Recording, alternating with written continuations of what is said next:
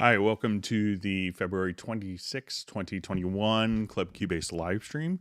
I'm going to do a quick audio test and I will just make sure everything's going through and we'll get started in just a couple of minutes.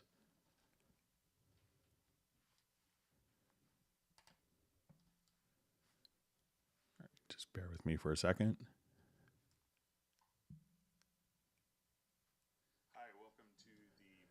Okay, sounds like the audio is coming through fine. Okay, so my name is Greg Undo. I'm going to be the host of the live stream today. I work for Yamaha Corporation of America as a product specialist for Steinberg products.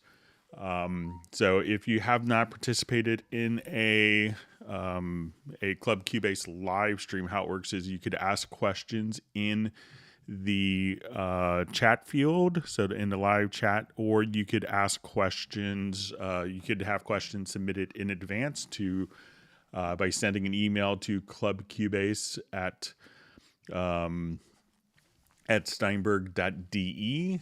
So I will go ahead and quickly, today we're going to have kind of an abbreviated hangout. So a new thing that we're starting in 2021 is the last hangout of the month.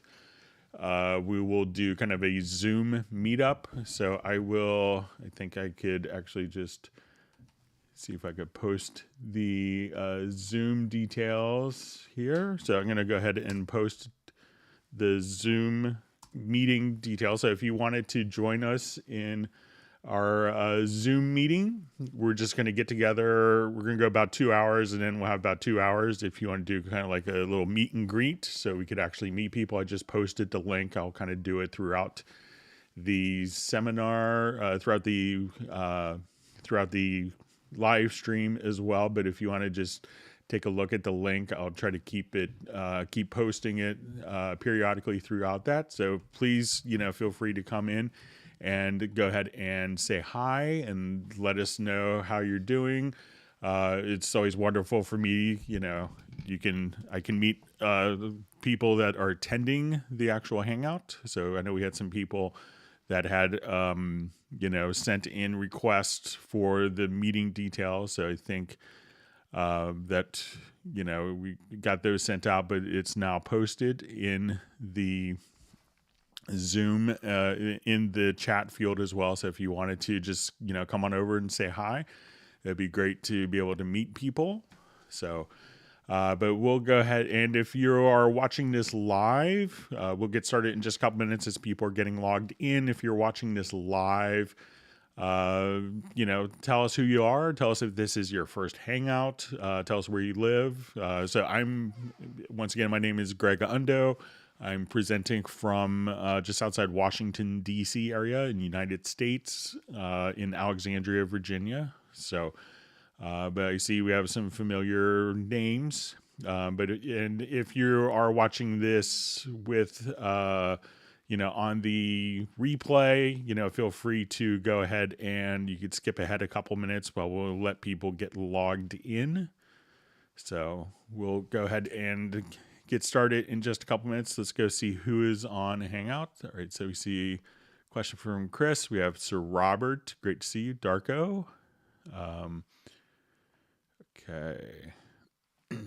So let's see who else is on. Okay, so we have Tim Weinheimer from Mission Viejo. We have Uno from Finland. We have Robbie Bowling from Dallas. We have Stefan from Sweden. Okay, we have Ace Amadeus. Good to see you. All right, so we have Soren in Sweden. I think I got you the... all right, so we have Terry Dean from Holland. All right, we have Jay from Connecticut. Millard Brown from Pennsylvania. Also, Johnny Diaz, I believe, from Pittsburgh. We have Argentina. All right, so we have Jazz Dude.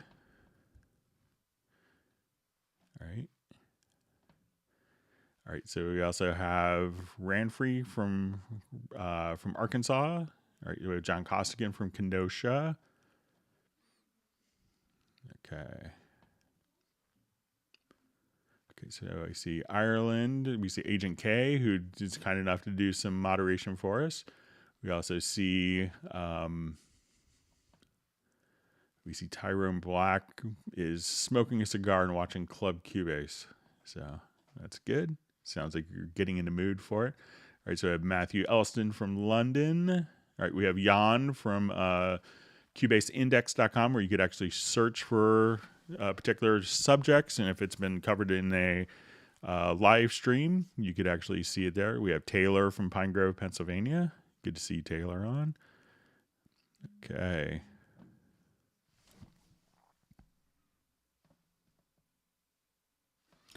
Okay, so we'll get the Zoom meeting started. Probably we'll get it going in around 2 hours, so about 3 o'clock U.S. Eastern time. So, all right, so we have Adele from Bahrain. We have Colin from New York City. All right, we have, looks like Pablo from Galicia, España is on. All right, so we have Valentino from Italy. Such a great Italian name. All right. It's probably a horrible stereotype on my part. All right, so let's go ahead and I see Brianna. All right, so let's go ahead and get started. All right, in Nuendo, what is the best way to configure dialogue tracks, especially adding effects in surround to mono audio? You know, so if you, if it's just for mixing type of functions, let me just import a quick track here. But, what I would do, if it was just a quick dialogue track, I will just import a quick audio file, just some dialogue.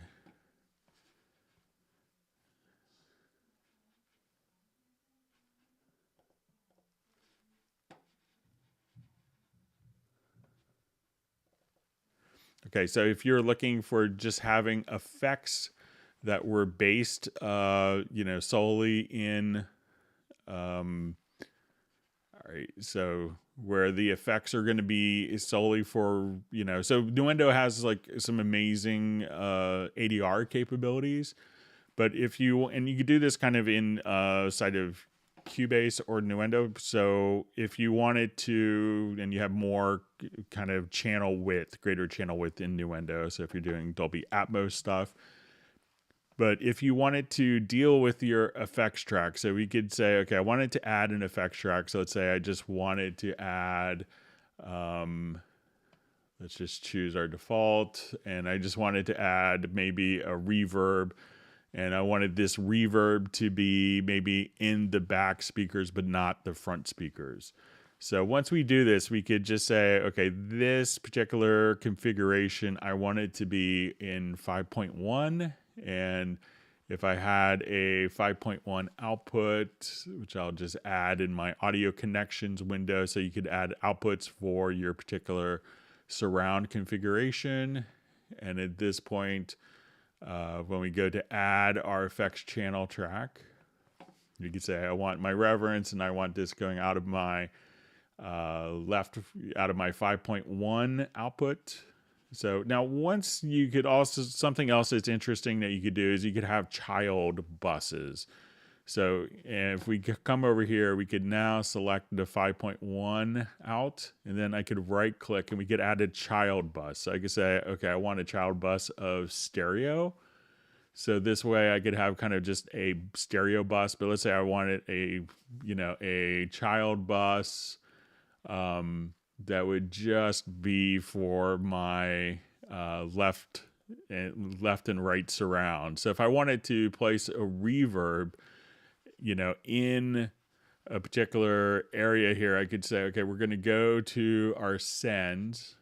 So I'll just go open up the channel. So let's say if we have, mono or stereo tracks, and most dialogue will be in mono, we could, just add that effect send. So I'm going to just come over here. So let's say I don't think I added the effects channel track. So let's just create that.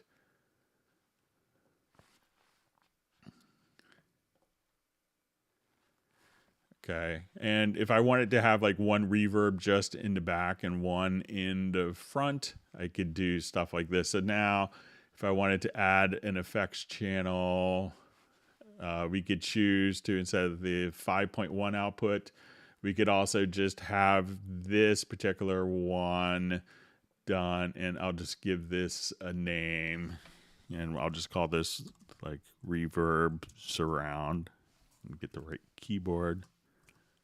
That'd be helpful.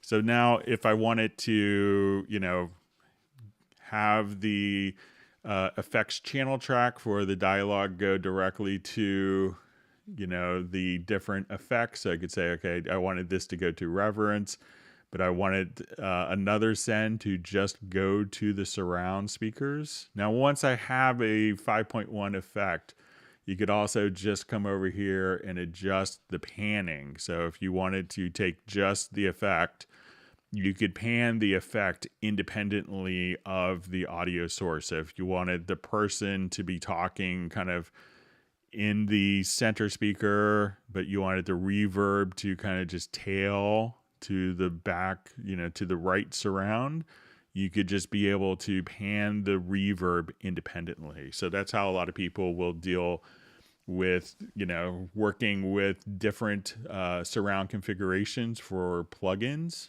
So, okay.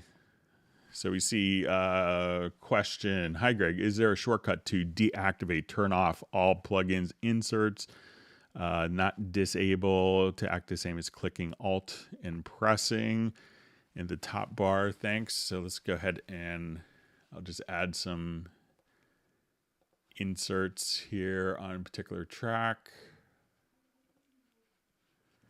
Okay, so I have some inserts loaded up here.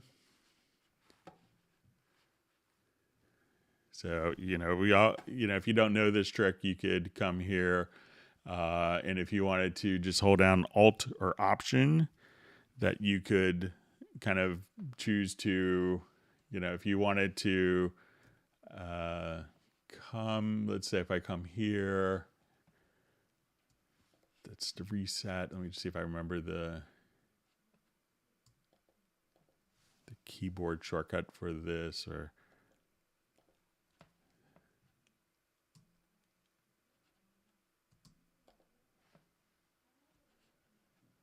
okay, so let's say, so to deactivate, to turn off all of the inserts, let me just see if there's a key command for this.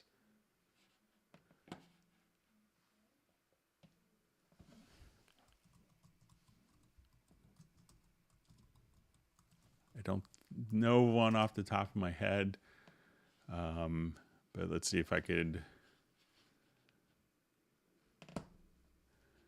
as I'm coming here, let's see if I can do it with,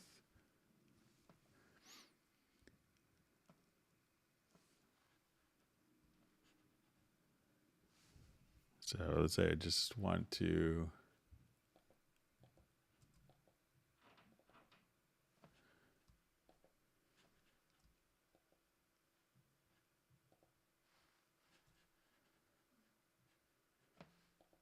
so that will kind of get rid of them, but let me just, so I don't know of a keyboard shortcut to deactivate.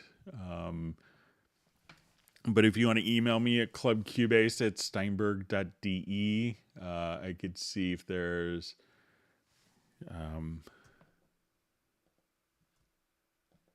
just trying to remember there's kind of the one little modifier key. If I could, so I could reset it. Let me just.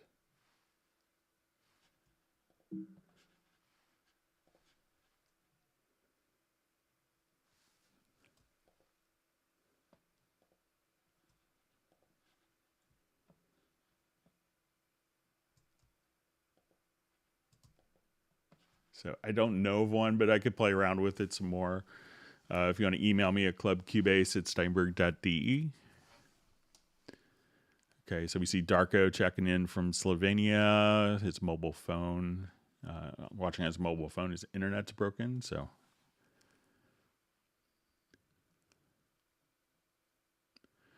Okay, so question. Hello, Greg. How to deal with mono stereo plugins and send channels? How to deal with this at mono tracks, vocal delays, reverbs? What kind of track plugins in these situations? So, so you say mono stereo plugins and send channels. So if I have a particular, I'll just throw in a mono source here quickly. Let me just find one.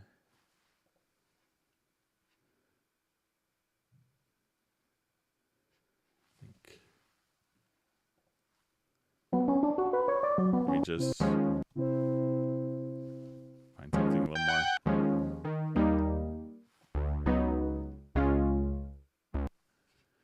Okay, so let's say I have my mono source here. So, you know, if I was wanting to deal with both mono and stereo tracks, so the inserts would match the channel width of the particular channel. So if it's a mono track and you put an insert on, you know, it would be, so if I now put on a reverb as a delay, so let me just get rid of these. Okay, so if I wanted to put on a reverb,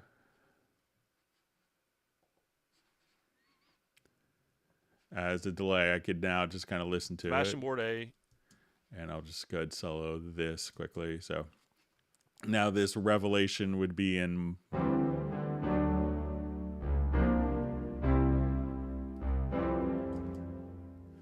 But if I wanted this to be in stereo, you know, and some people want to load every effect as inserts, but, you know, it's really just, you know, one mouse click away and you could just say add effects channel track to selected channels and just put in, you know, your reverb like so.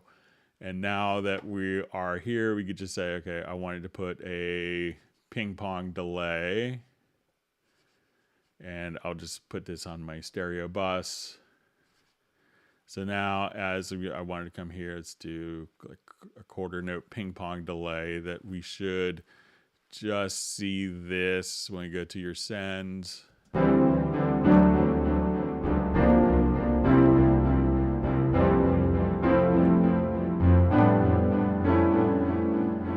So, you know, if you have a mono source, you could just simply, you know, take that particular channel and, you know, the inserts will kind of match the channel width. Now, if you have a stereo track and you want to take the stereo track and run like a mono plugin on it, you know, you could also just, you know, do like if you go to the inserts. So let's say if I go to the insert on a stereo track. So I'll just add a stereo track that you could come here and so I'll just add a stereo track. So now if I have an insert and I wanted that to be mono, you know, what you could do is just kind of come over here. And then if you go to the routing for the particular channel, so if you click on routing, you could pick and choose which channel that you want it to be located in. So, and I know some people that will choose to, you know, record every mono source on the stereo track and then, you know, be able to kind of manipulate some of the effects that way. So, all right, so we'll move on. Okay, so question, if I'm sending track outs to a mixer but wanted to send the reverb and delays as separate tracks, what is the best way to export?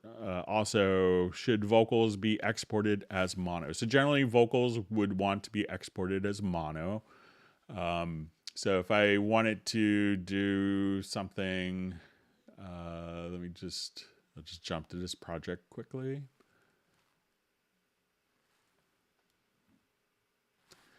And, you know, so let's say if I have just a reverb that's on all these particular tracks. So I will add a reverb channel to my drums.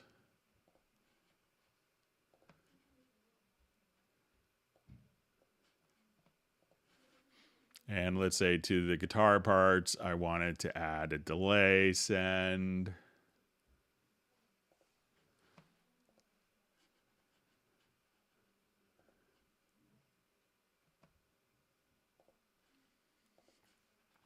Okay, so now that I have these done, so when I go to export, we could choose to come over here and we'll do our export audio mixdown. And if you select multiple, at this point, you know, and this could depend, you know, if you have this set as like for your effects, you know, at this point we could just, if you wanted to have like all your mono tracks end up being mono, you know, and have the effects rendered separately, you know, but the actual tracks dried, you could choose for the effects to be disabled, but you could come over here and say, okay, I want my effects channels to be rendered. I wanted my instrument tracks and all my audio tracks. And this would allow you to actually print the you know, separate channels of the effects returns that people could use or not use. So that way they could just, you know, so any of the drums, just the reverb return channel will be printed as a separate audio file, and the tracks here would be printed dry. So just make sure that when you go to the batch export that you go to multiple and that you include the effects channels. And that should handle that for you quite easily. And again, so I would always export the vocals as mono unless it was like maybe background vocals that were recorded in stereo, maybe like a group background vocals, something like that. Okay. Hi, Greg. Hope you and your family are doing well. Could you recommend a decent budget-friendly microphone for singing blues vocals on a Steinberg UR22? And does Steinberg have any Tyco drums? So depending on your budget, you know, if you're doing blues vocals, you know, there's still a lot of people that get great sounds using, you know, dynamic mics. I think a lot of people have during pandemic have, you know, rediscovered, you know, or gained more of an affinity for the kind of legendary Shure SM7B. But you know, we always see, you know, lots of great vocals that sound great live. They're recorded with an SM58, so you can get really good sounds with that. And sometimes it's a little more forgiving if you're not in the best, you know, environment. So the UR22 has great sounding mic pre. So, you know, if you, for like a blues thing, you know, like a dynamic mic, you know, and it really can vary depending upon the singer and the vocalist themselves.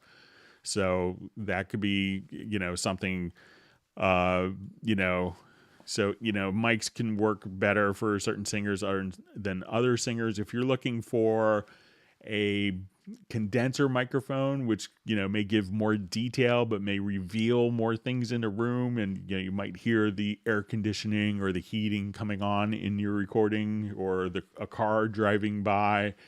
You know, that could be more pronounced with a condenser mic. You know, I've always had great luck with the Rode mics. I think you could get like an NT1 is a pretty hard to beat budget mic for like $200-ish US. So those are some that I would check out. Like the mic that I'm currently using for the live stream here is just it's like an AKG D5. So which is kind of like an AKG handheld dynamic mic. So but, you know, don't necessarily discount dynamic mics. Everyone kind of goes to condensers, but you can get great results with dynamic mics and sometimes save some money. Okay.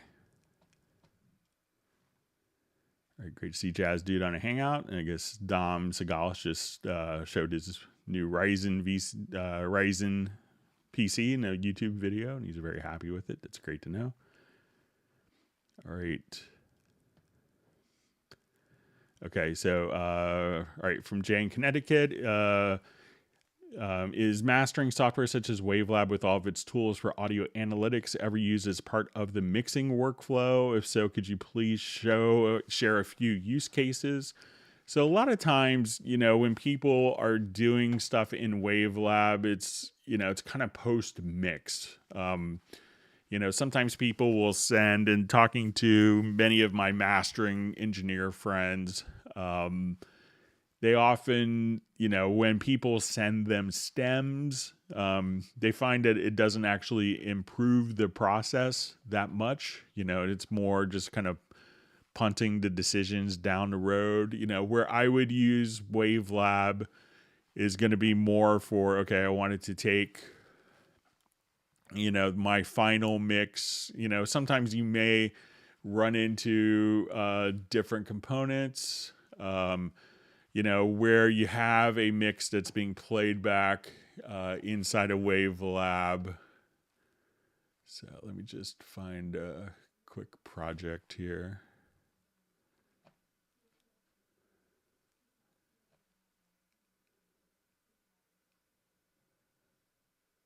See if I have.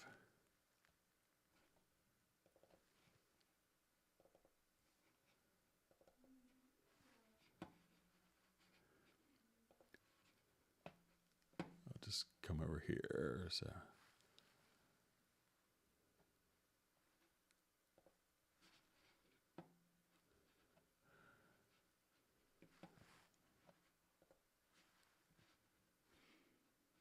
So often, people will, do stuff in Wavelab to kind of actually tweak, particular elements from the mix. And I see some people may, like I've been in sessions or at studios where people may get a particular project and the mastering engineer is like, I think you could just do this a little better. And it could be humbling for the particular engineer that's maybe created everything that's been done. Let me just see if I have something I could just pull up quickly. That's kind of YouTube friendly.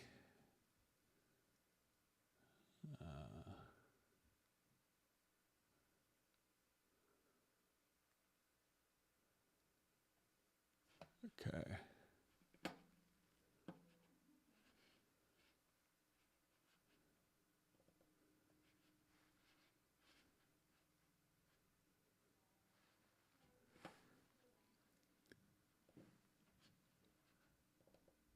Here, I think this will be. So, so sometimes, people will kind of look at this, and we'd have people sometimes previously look at, use Wavelab for metering, specific types of things to look for particular issues. But a lot of times I don't see people going into Wavelab and say, oh, I see this, and going back to Cubase and be able and kind of go back and forth. They're kind of usually pretty distinct processes. So I don't see a lot of people constantly bouncing back and forth. Oh, if you just do this in the mix. So, I try to get everything, if you're doing a mastering process and, something just isn't working, like, where you just can't unbake the cake and pull the eggs out when you need to, and it could only be fixed in the mix, then you could do that. But I see a lot of people kind of treating them as kind of separate and distinct processes. So hope that was helpful. Okay. Just make sure I don't have a next Wavelab question before I close the program. All right.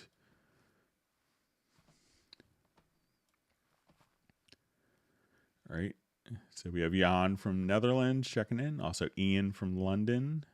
Agent K, who's always kind enough to do some moderation for us. All right. So we have Rick from Kansas City.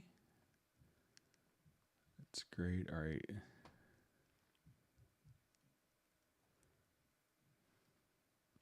All right. So Argentina, Lancaster, California. All right. So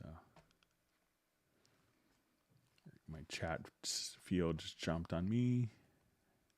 Bear with me while I go back, make sure I didn't miss questions.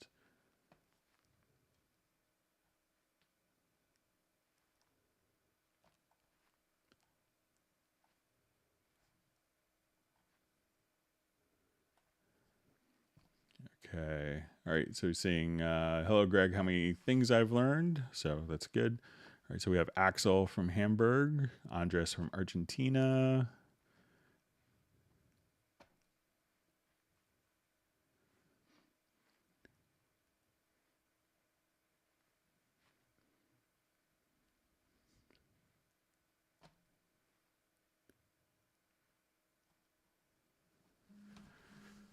Okay, so question from Tim Weinheimer. I'm trying to set up a sidechain using Frequency 2 plugin. I want my bell sound to duck lower when my piano sound comes in. I just need help. It says I just help setting it up. I just need help setting it up. All right, so it could be that, if you want, frequency. So, if you have the frequency EQ, so I'm not sure if you're using. Okay, so you're trying to set up. So when we open up frequency, let's say if I wanted to come to this particular bass part, and we'll insert our frequency EQ.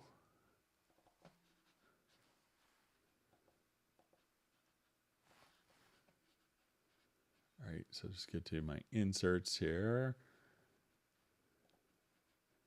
So sometimes, it's easy to get this kind of backward. So let's say, if I want it, I'll just call this, I'll call this piano, and then let's call this bell, so we match up the track. So it says, I want my bell sound to duck lower when my piano sound comes. I just need help sending it in. So if you're using the frequency EQ, we would go to probably, we'll just come here to the insert. So if I wanted to duck, with the dynamic EQ, so I would place this on the bell sound. And as we want to come over here, I'm going to go to my frequency EQ here. So let's say I want to put it on band 3. So I'm going to turn on band 3, and we're going to activate dynamics. And at this point, we could say, I want it, so I'll just have the dynamic part of the EQ. And for the side chain, make sure that the side chain is turned on. You just want to go to, let's say, side chain for band 3. So you have 8 independent side chains. We want to activate the side chain here. And now we want the side chain setup to come from the piano. So in this case, the piano is now feeding the sidechain input on the bell. So, and you could do this for kind of very surgical types of processing. Some people may just put a compressor on the bell. So, the most typical use, and you could definitely do this, and it's very like laser surgery for sidechaining. But if you want to do something a little more simplistic, is maybe come over here and, for the bell sound, just put on a compressor. And this, if you have a hard time kind of getting it configured, I would maybe try this first, where you go to the compressor.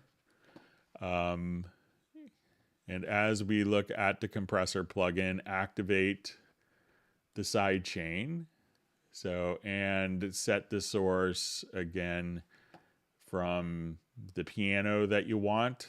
And then, just go for like a real extreme amount, and then kind of, so it's like super obvious when it's working, and then just, tweak it as appropriate. A lot of people get it backwards. So if you're putting the frequency EQ on the piano, and trying to duck the bells, that's kind of the opposite approach. So you can put the frequency EQ on a bell and have the side chain. And, this is kind of simplifies the process here, where you choose your sidechain source. And what's kind of unique about this is you could choose multiple sidechain sources as well. So you can get but some people conceptually get it backwards. So give that a try, Tim, and let us know. Hope to see you on the Zoom. All right, so we have James Graham checking in from New York. All right, so we have Loretta from Vancouver, British Columbia. Welcome to the Hangout. All right, great to see Mark Rabin from Montana.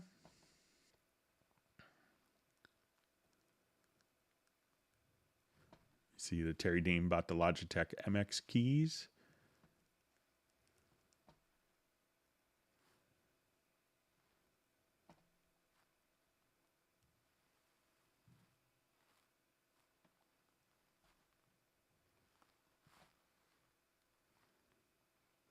Okay, so a question: can a Yamaha Motif ES8 be used as a transport controller in Cubase? If so, how do I get it to communicate with Cubase? So if you have it being routed via USB, there's going to be, I think, 3 MIDI ports for the ES8. And one of the MIDI ports is just going to be for the control. And what you want to do, I believe you could just come here, click on the plus sign, and add a Mackie control. So I'm pretty sure that and what you want to do is, and unfortunately, I think that the MIDI ports aren't labeled very intuitively. It might just be like A, B, C. And you could see it in the ES8 documentation manual. But at this point, you could just say like port 3 or port C, I think, set that for your Motif ES8. And you may have to just experiment with the different ports. And make sure that your ES8 is in like Mackie control mode. And then from that point, you could just have the transport functionality work directly from the ES8 to drive your Cubase.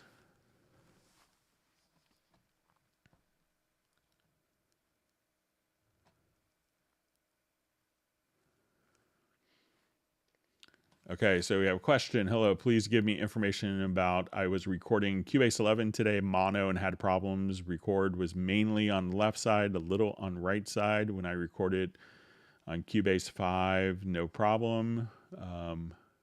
So probably if you're recording, if you're recording a source that's mostly on the left side, it's probably a mono input, or you may only have one input that's being defined. So if it's a mono source, you should only have one side. It shouldn't be a left or right. So when you go to add track, go to audio, make sure that the configuration is set to mono, and you want the audio outputs to be sent to the stereo out. And make sure that you actually have the correct input here. And then you should see just a mono file that looks like this, as opposed to kind of like 2 files where you see the left and right channel. So you probably just have to switch the configuration to mono, and then you should be, I think you'll be, that will solve the issue for you.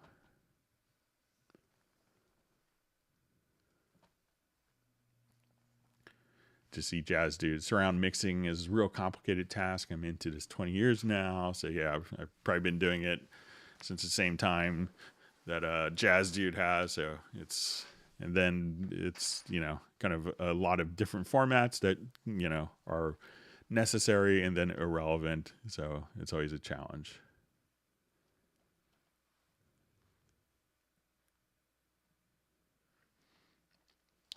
Hey Greg, is there a way in Cubase 11 to permanently change the export folder when exporting a song? So I think the intention was to make sure, you could, I believe, have it set to, use the project audio folder.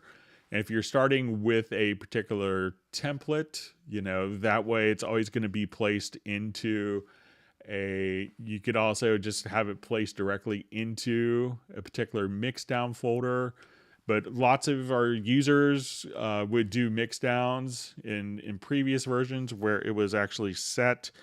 They would do mixdowns and then they couldn't find the mixdowns because they didn't actually set the path each time. So with that, I think that's kind of the design intention, is that so you have to decide where the file is going so that you're kind of aware of where the file is going to end up.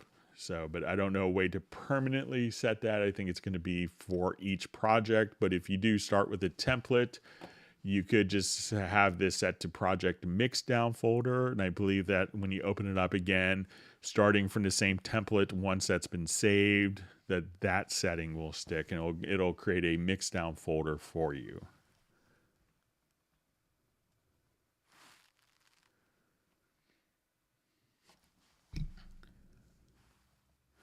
Okay, so just seeing where I was probably having a brain cramp on inserts. It says just to click on the blue box next to the insert. So let's see if I have multiple inserts here on this particular track.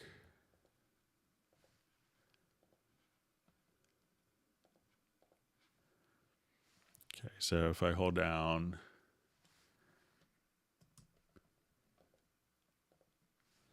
see if there's a way to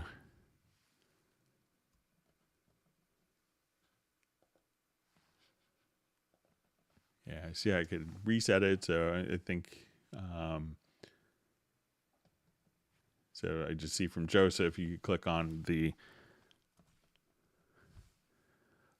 blue box next to inserts. Okay, so if I come here, okay, thank you, Joseph, for remediating my brain cramp. So let's say if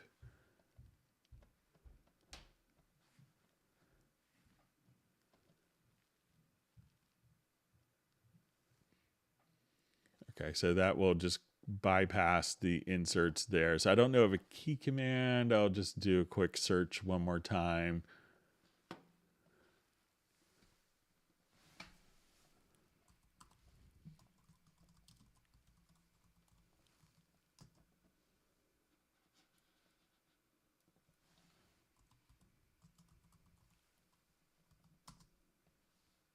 Oh, okay. So in the mixer, here's a bypass inserts key command. So let me just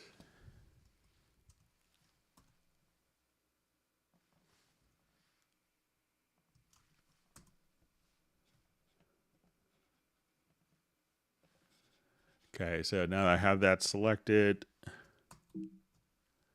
So maybe only in the mix console. So let me just see.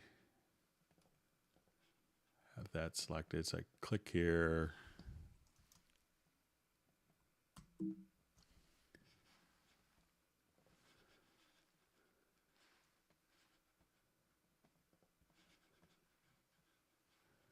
right, so say if I have my inserts.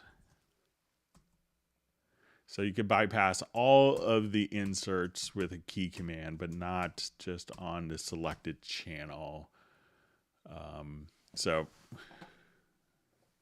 But you could just come here and bypass the inserts. So sorry for my brain cramp.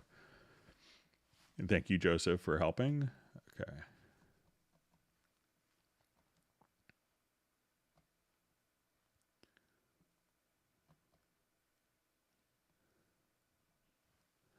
Okay. Hi, how can I get, I think it's Reverence to Cubase 11. I was trying, no success. So, it may be just limited to Cubase Pro, I think is the only one that has the convolution reverb. So if you're not running Cubase Pro, but you should, if you have Cubase Pro, if you just kind of come right over here, you'll see it under reverb and see the Reverence there. So, but if you're running Cubase Artist, you may not have the Reverence convolution reverb. Okay.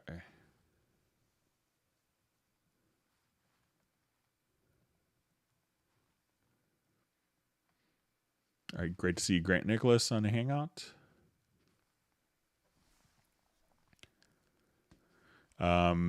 So I just see, please, can you write your email? I think usually Agent K is good, but clubcubase@steinberg.de.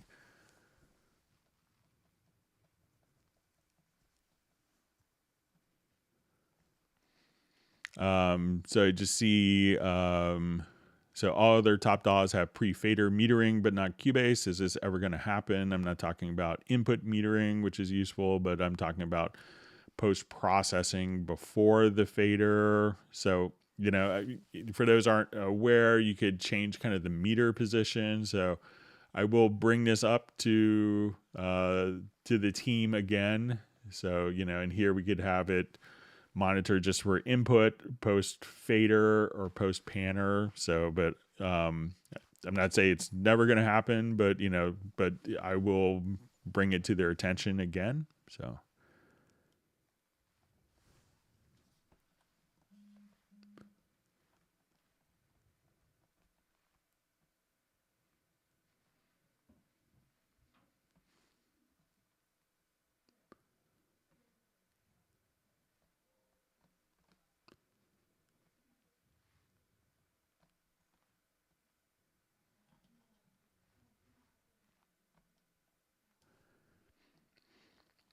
So I just see Jazz do some discussion on surround mixing. So it says, there's no reference, no one mixes music in surround. So, there's some people that do really great stuff. I think like Elliot Shiner and Chuck Ainlay have done some amazing stuff, some of the Steely Dan catalog. And I remember I was in Mark Knopfler's studio in London when I just happened to be there when they were listening to Chuck's 5.1 mix. It just got mastered by Bob Ludwig in the studio for Brothers in Arms by Dire Straits, and that's pretty stellar. But there's a lot of different ways of doing it, and one of the interesting things was Sony was doing and sponsoring a lot of surround mixing, and it's at one point during kind of the game. Like the game console wars, like Sony PlayStation was being outsold by Microsoft Xbox at the time. So, and that's where some of the surround mixing budget was coming from, was from the Sony PlayStation. So once Sony was losing money for the Xbox, that dried up a lot of the budgets for surround mixes. So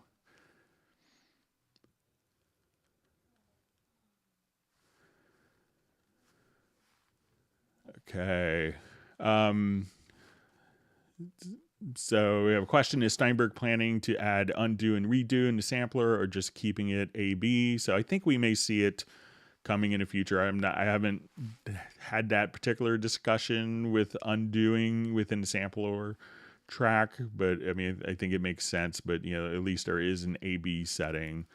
So, but I haven't heard that they'll definitely never do it or anything like that. So, but I think like the functionality that we got within sampler track 2 and Cubase 11 was really great.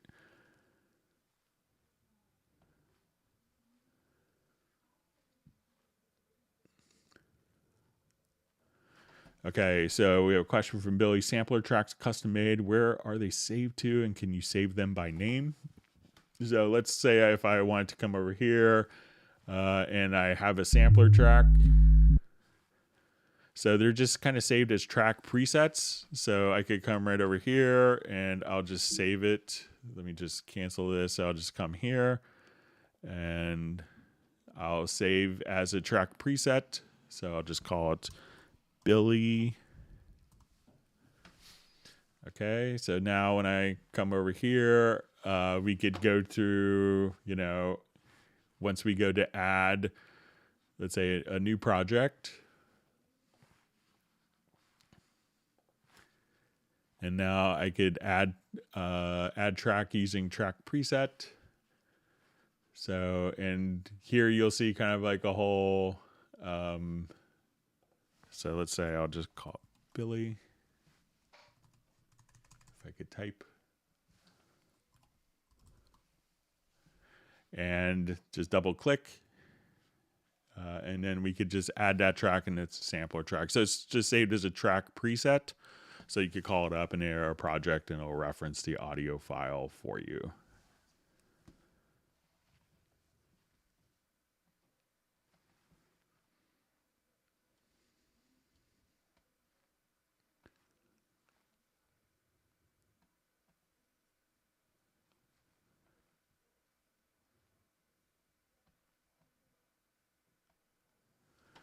Okay. Yeah. So see more discussion on the Motif ES8. So yeah, you could definitely do that. So Terry Dean is also commenting on that.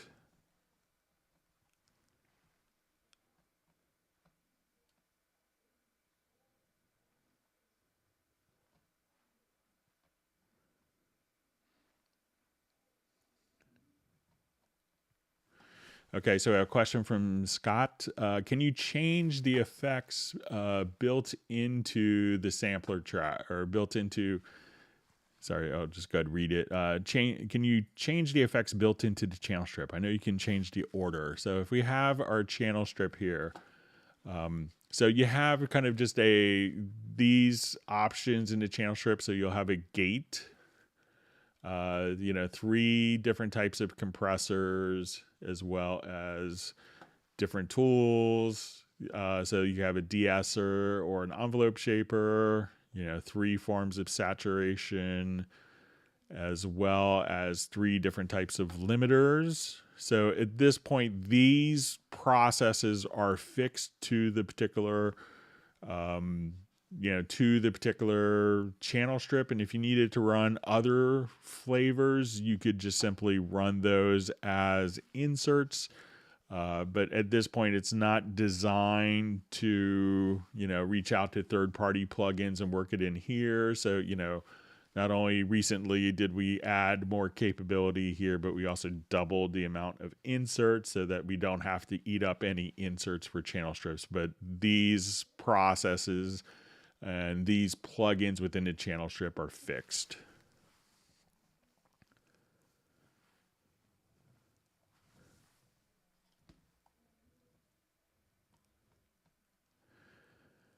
So I see from Tommy Valenko. Hi, Greg. Can you explain or show us some of your macros, logical editor presets? Thanks.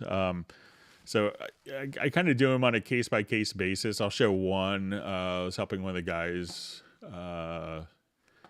yesterday in Maroon 5, and he asked a question about a logical editor thing. So I'll show you the one I did for him. And I think maybe in April, we'll see if we could have kind of just a dedicated logical editor hangout and maybe like, an hour. And we'll just go through like the logical editor by itself. We had some requests for that. So I think maybe we'll try to do that in April. So, but we'll give you just kind of a quick idea. So let's say if I have, just a quick drum kit here, and like I wanted to actually not have the hi-hat sound awful, because a lot of times when people program drums, the worst thing is the hi-hats being all exactly the same. So let's say if I wanted to come and just put in, let's say, hi-hat,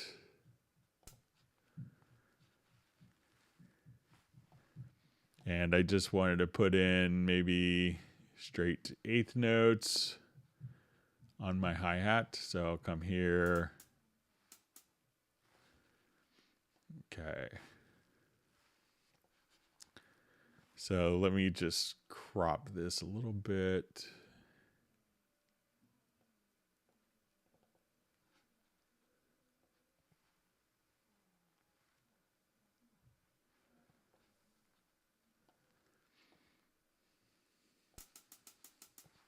Okay, so let's say I'm just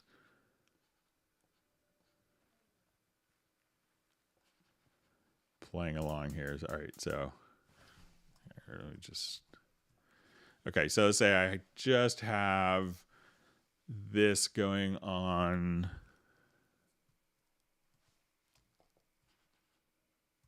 All right, so I have just like the hateful hi-hat where it's all the same exact velocity. And I'll just put this into a loop.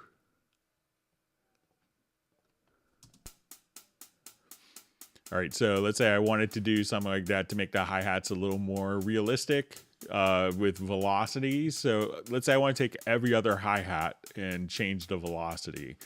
So I'm going to go to the logical editor, and I'm going to say I'm going to transform. And I'm going to say type, we'll say is equal to note. And I could probably also just say value2. And what I want to do is, or I'll just say, let's do every other one. So I'll just say we're going to take notes and we're going to do last event.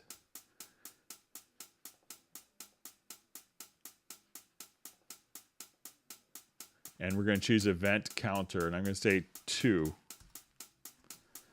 And at this point, I wanted to take the velocity, value 2, and let's randomize the velocity between 40 and 80.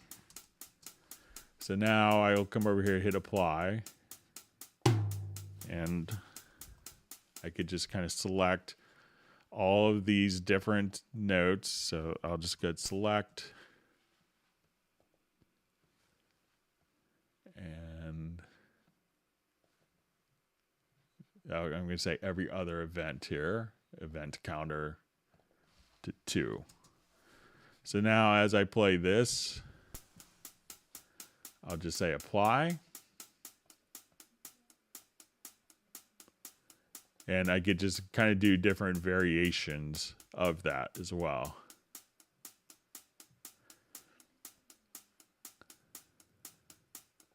So if you want, that's just kind of a quick example. But you know, there's hundreds of different types of tasks, and we'll look maybe in April just to kind of do like a full hour on MIDI logical editor and project logical editor. Okay, I'm going to go ahead and paste in the Hangout or the Zoom meeting link one more time. So let me just get my keyboard switched over. Okay, so and anyone that wants to join, feel free to jump in. Okay, so so it's good. Move on.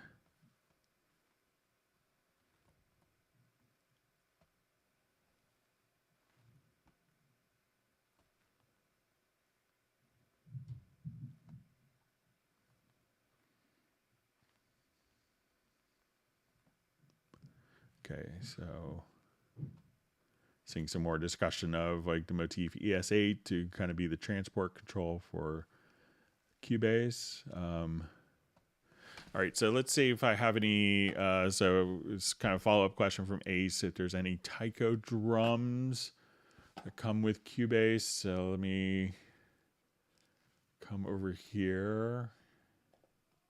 And we may see some inside of, I'll try Hallian Sonic.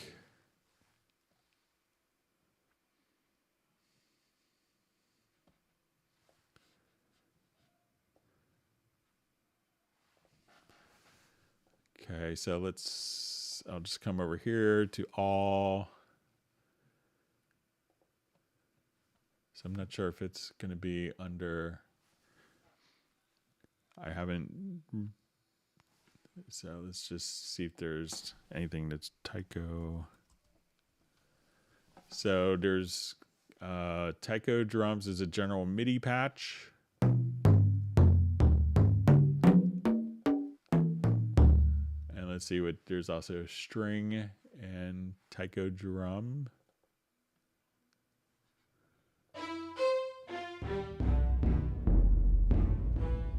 So let's see if we come over here, you may be able to. Let's see if we just turn the strings level down.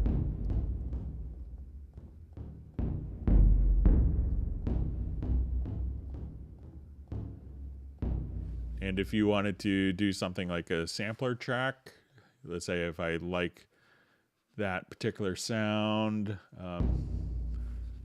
so I will come here and let me just, okay, so let's say I'll put C1.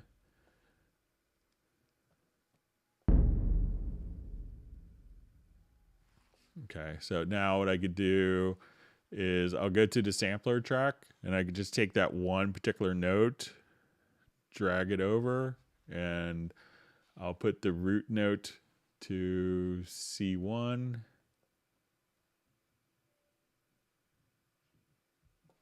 And now as I play the keyboard or, just trigger it, you're able to just have that as your, and if you wanted that to audio warp to be, let's say, okay, we'll put an audio warp and we could put it,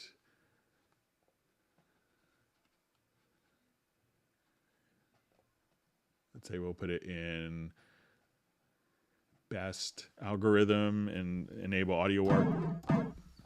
You could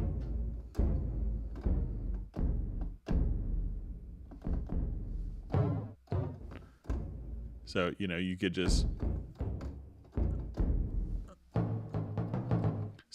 any track that's routed to a virtual instrument, you could just drag and drop and take that in. And if you wanted to normalize, you could do that. So I'm not sure if that's the sound you're looking for, but it seems like Cubase has a couple. Sorry about missing that part earlier, Ace.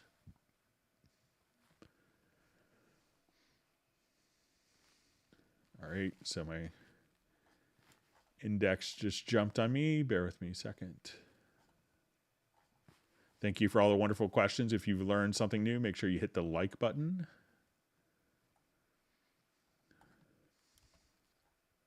All right, so see a nice comment from Jazz Dude about Alan Parsons. He also does some amazing surround work as well.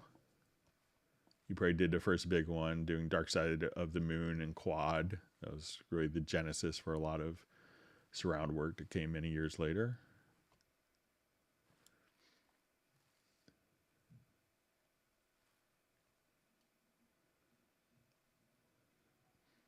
Okay.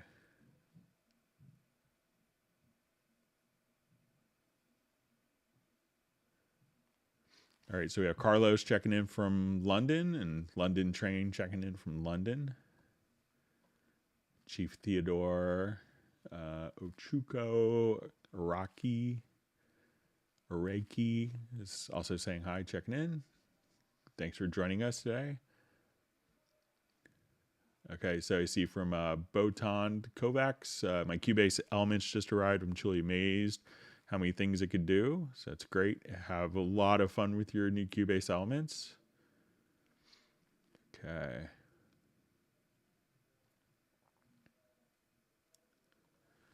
Okay, so question from Ace. Greg, for UR22, does any 5-pin MIDI cable work? Any special brand or spec requirements? I used a 20-foot MIDI cable. Will I have latency problems? I think that the original MIDI spec was only for 15 feet as maximum, but we're just people that do 20 feet. You don't have to really worry about any no special cables. Don't buy a gold plated MIDI cable. Just any 5-pin DIN cable will work. I had a friend that made he was just over at my house and he's really good at soldering. And I don't really have any soldering equipment because my dad was the guy who, was amazing with that. So he actually just got an Ethernet cable, like a 100-foot Ethernet cable, and chopped the ends off and put a 5-pin DIN connector, and turned it into a 100-foot MIDI cable, and that works great. My friend Clay Ostwald, when he was touring with Gloria Estefan, he would always just have like a 100-foot MIDI cable, and all of his racks would be off stage, and he would just have one controller keyboard on stage and be able to trigger everything with that, just a long MIDI cable. So no problems. Just any 5-pin DIN cable will work. All right, so Luthier 47 from Atlantic City, New Jersey. That's great. And as Jazz Dude mentioned, you may run into lags when you daisy chain, multiple synths going in and out, in and out, in and out, etc.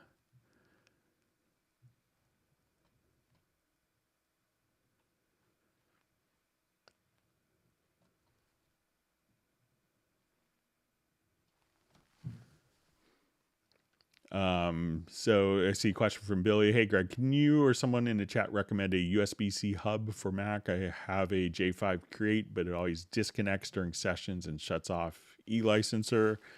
So I've tried a bunch of other units, and I have I have a J5 Create too. So I have like two of them that I use because I think like when I first got them, you know, I could do Ethernet, HDMI, and like 3 USB ports. And I've had mine probably for 3-4 years. I haven't had any problems with any of mine. So so I would probably recommend a J5 Create, but it obviously doesn't seem to be working for you. So, but if you're kind of losing stuff, maybe something else is powered and maybe it's just kind of extracting too much power. So, like, you know, maybe an audio interface or something that requires a hard drive that's maybe getting its power from the same source. So if you have a way of splitting the power, you could do that. I also sometimes carry just a USB-C to USB-A female little adapter. And that's, you know, I use a J5 Create in one of those for, and that's everything that I'm running all of my monitors, multiple keyboards, 3 microphones, and a mixer, an audio interface, all from that. So without any problems. So maybe it's a power issue of something that's connected. All right, so we see Billy has skipped the gym because of the live stream. So you could always work out on Saturday. So I was up really early this morning getting my bike time in. So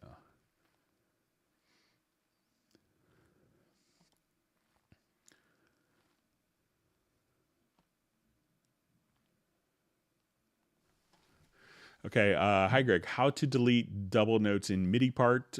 Function double notes didn't work for me. Select the entire MIDI part. Click delete doubles, didn't work for me at all. Thanks. All right, so sometimes when you have a double MIDI notes going on in a particular event, let me see if I could just create this. So I will just quickly add.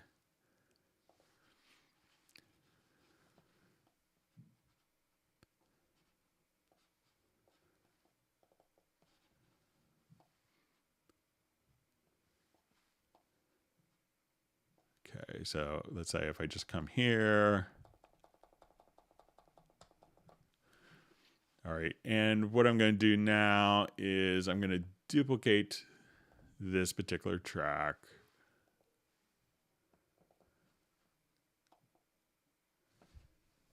And then, so often what happens, I see this is when,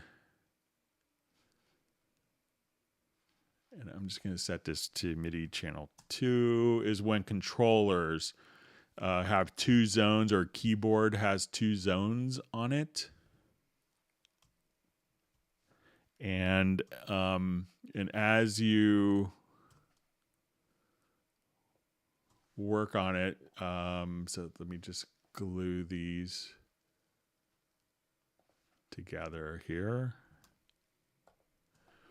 Okay, so you look at this and you have doubled notes, but it may not look like it, you know. So people will do the, you know, often go to MIDI and then under functions a delete doubles.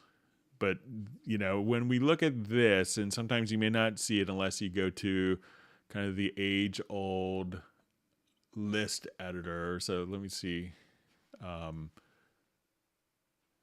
Just see if I could recreate this scenario.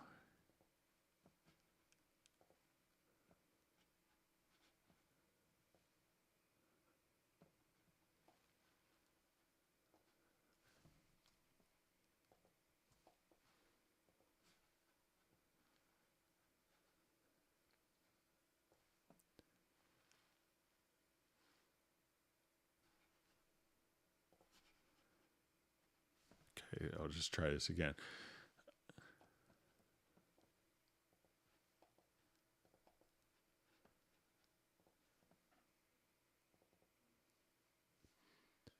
Okay, so I'll duplicate this track.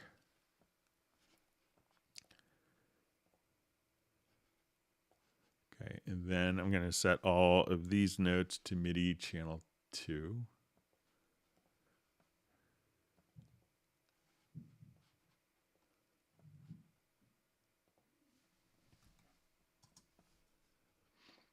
Okay, and so many times controllers, if they're set up to work kind of in zones, may actually, and let me just see if I got this right. Will transmit on 2 different MIDI channels without people really realizing it.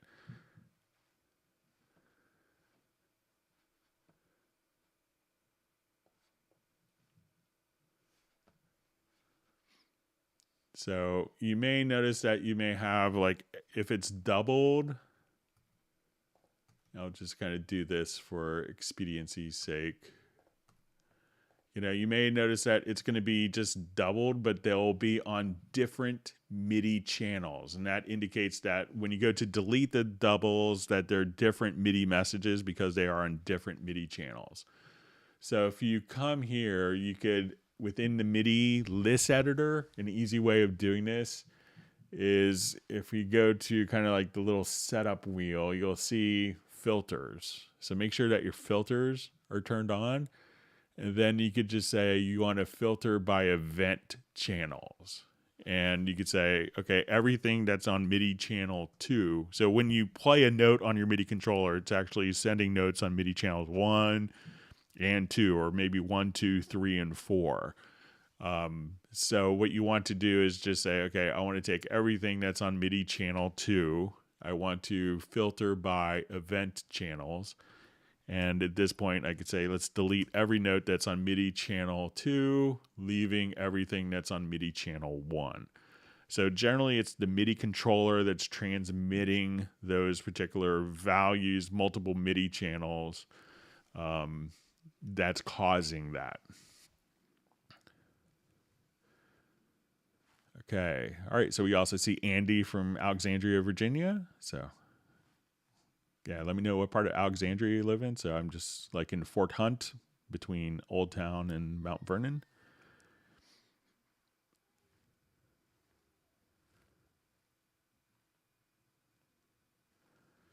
Okay, so you see a question. Sometimes there's a white line that appears on audio tracks, making it the new anchor point for snapping to the grid. In previous Cubase versions, I could just double click and move to the front, but now I can't. All right, so if we have, let's say, I'll just do a quick,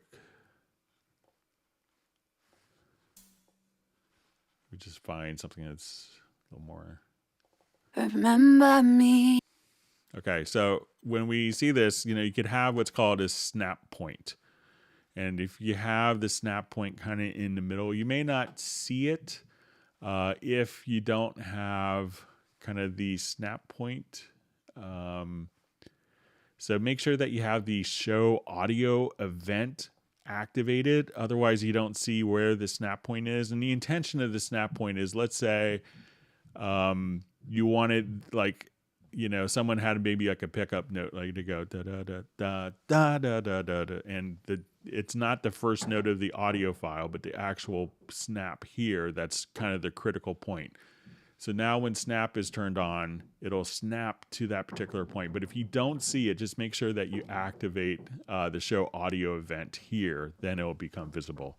Hang on just a second. My son's knocking on the door.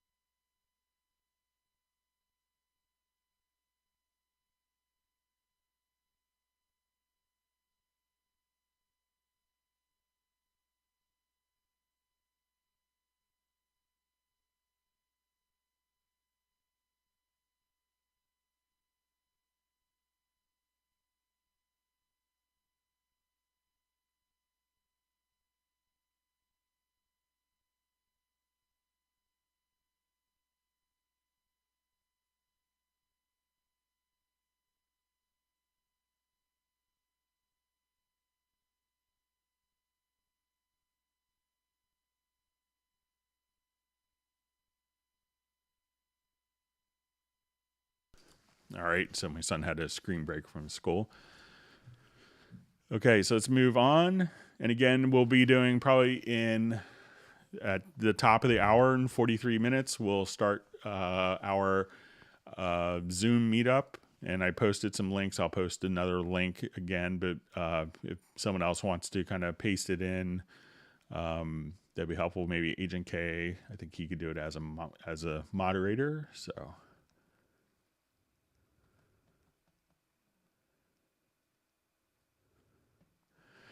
Okay, so hey Greg, any idea how to remove the harmony note off the tubular bell in Hallian Sonic? All right, so let's take a look at it.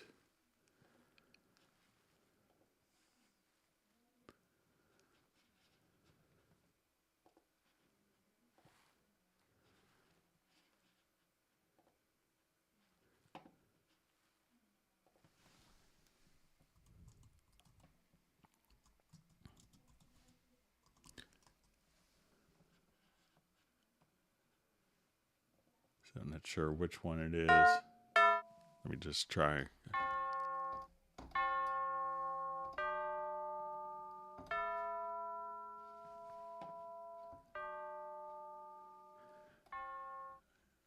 I'll just try the GM one.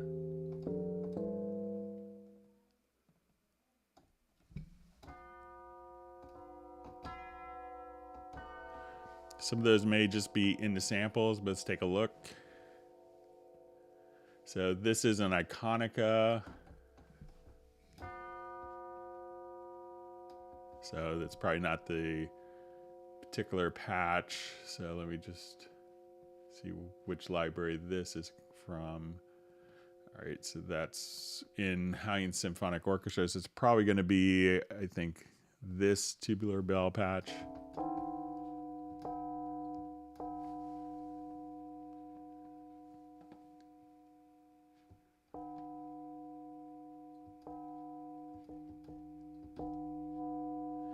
You know, so if you adjust a tone color,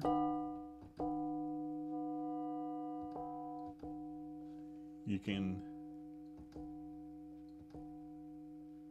so you have some EQ, so maybe kind of adjust playing with the tone color, kind of could bring out or de-emphasize that harmonic. So as you bring that in, so if that's the sound you're looking for, and you could probably also run it through additional filters as plugins if you want. So.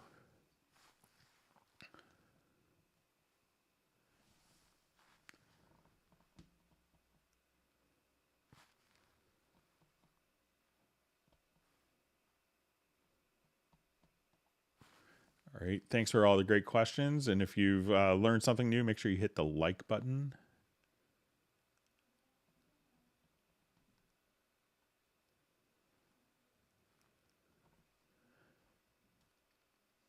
Okay.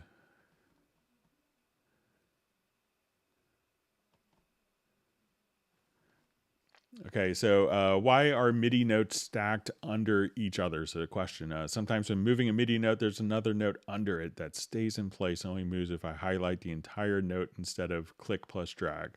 So this is generally going to be, you know, related to the MIDI controller transmitting on multiple MIDI channels.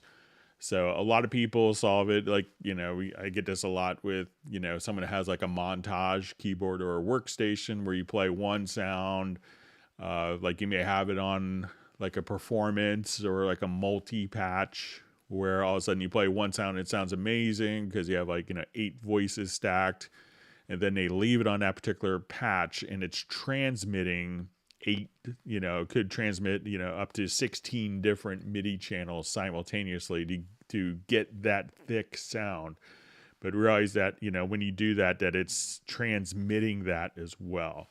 So one way to kind of to mitigate that is also using the input transformer. So at this point, you could just say like globally, and there's going to be presets for this where you could say only pass MIDI channel 1, and that would filter out any channel coming in that's not on MIDI channel 1, and you could have presets for all 16 MIDI channels. It's probably because, again, the controller itself, your MIDI controller, if it's set up in zones, I have in my studio, I have a Roland 880 controller, and that, can have up to 4 zones. So I actually got a great deal on it because the person who had it before me, they're using it in a church live performance setting, and they kept running out of polyphony because they had all 4 zones, and they couldn't understand how to turn off all 4 zones. So anytime they played like an 8-voice chord, they ran out of polyphony on their tone module that they were using at the time, because instead of playing 8 voices, it was playing 32, and their tone module only had 24 voices of polyphony. So, because every single note was transmitting 4 notes. So that's probably going to be, check your MIDI controller and check the input transformer so that kind of works and makes sense. All right, great to see Sable Winters on the Hangout. Hope you're able to make it to the Zoom. It's great to see you last time. Okay.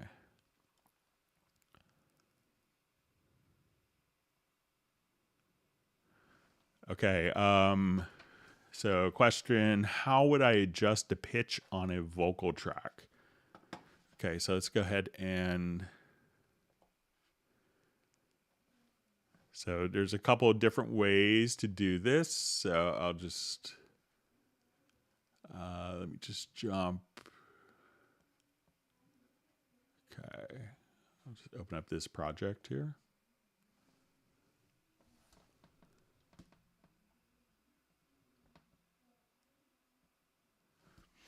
Okay, so, there's a couple ways of doing, like, pitch correction. So one is, if I wanted to take a particular plugin. So, like, I know that this song, I think, is in the key of G. If you want to just, like, really simple, quick, like, don't have to think about anything, put it in kind of automatic mode, there's a plugin called Pitch Correct. So here I could say... our scale source, we would say, so we'll say a scale, we'll make it,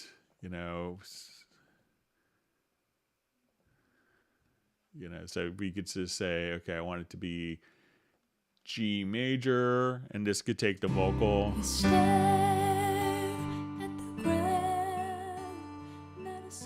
And kind of snap. So if I wanted to bypass.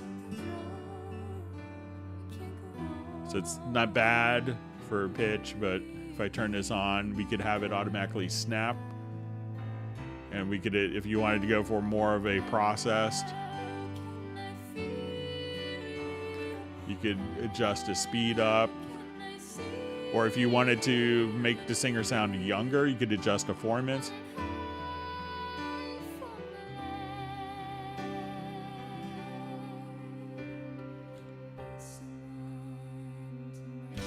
So let's say I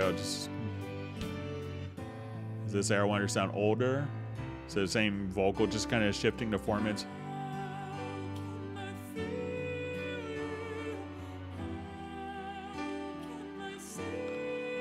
Now, if I have Cubase Artist 11 or Cubase Pro 11, we could just double click and go into Very Audio. And this would give us kind of more of a graphic editing approach. So I could just say, let's go to our Very Audio.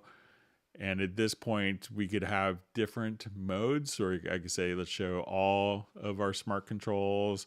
At this point, if I wanted to just tune, we could move it to the pitch center. I could adjust, my volume for each little clip, my formants. I could also come here and straighten the pitch. I could say I want it to just tighten the pitch, but not include the beginning part. So if I wanted someone to have that kind of natural inflection, or if I wanted to take that inflection so they're not kind of scooping into notes, so we could do lots of different kind of pitch correction here. So, if you had to do pitch correction in 30 seconds, you could select all the notes and just come here and, move it to the nearest pitch just that easily. So there's a number of ways of being able to accomplish pitch correction inside of Cubase.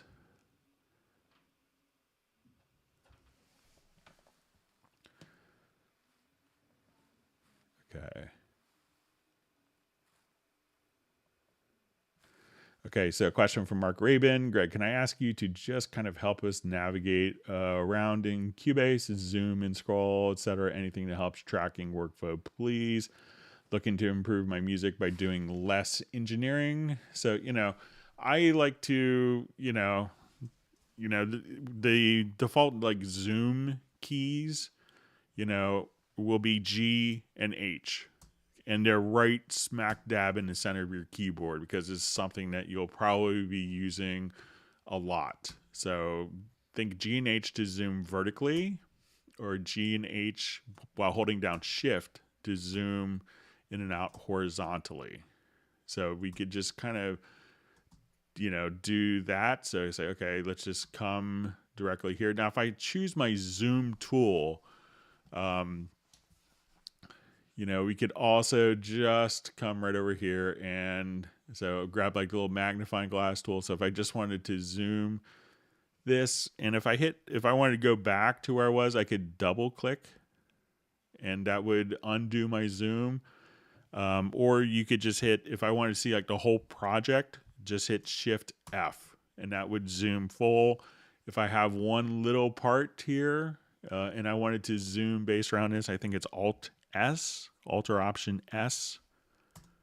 Then I could just, see exactly what that was. And again, if I just double click with the zoom tool, it's kind of like an undo history for zooming. If I wanted to zoom vertically and horizontally, I could hold down Control or Command plus the using the zoom tool, and then I could zoom vertically and horizontally, just kind of say, what is going on right here? Okay, and then just double click and go right back to where you were. Navigating in the project window, if you hold down, to navigate horizontally, you could just hold down Shift and use kind of your mouse scroll wheel. So, so those are some, really handy, once you kind of get used to some of those keyboard, learn the keyboard shortcuts for zooming in and zooming out, and you can see these functions under the transport, so you could just come, right over here and just be able to, navigate pretty quickly around things. So hope to see you on the Zoom meetup, Mark. Hope you're doing well.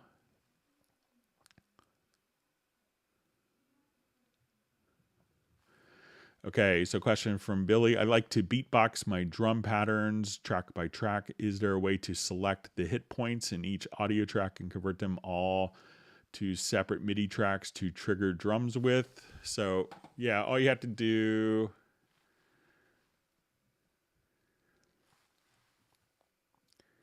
is, let's say, I'll just come here to this project. All right, and I'll have my Maple kit. So if I wanted to come here and I go to hit points, and then I could just come right over here and I'll say, just create MIDI notes based on hit points. And I could put it onto the first selected track. So if I wanted like kicks, and I'll say, let's put our kicks on C1, and I want to go to my snare.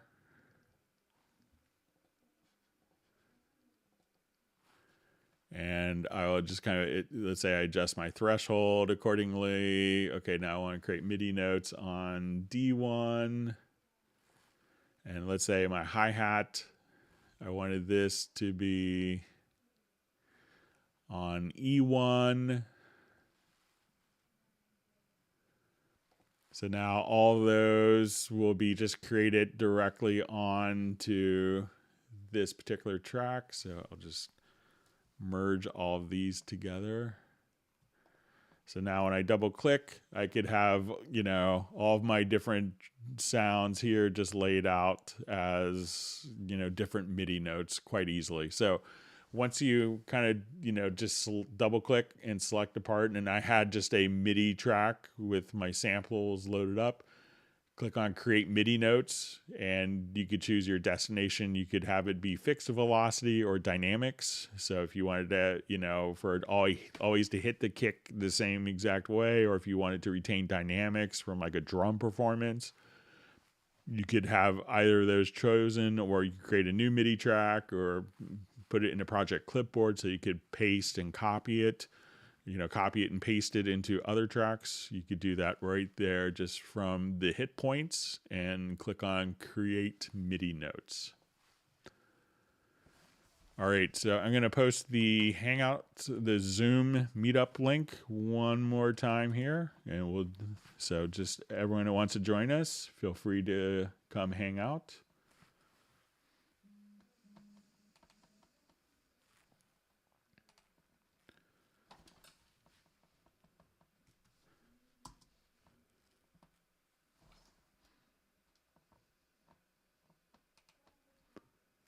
Okay, go back to my correct keyboard. Okay.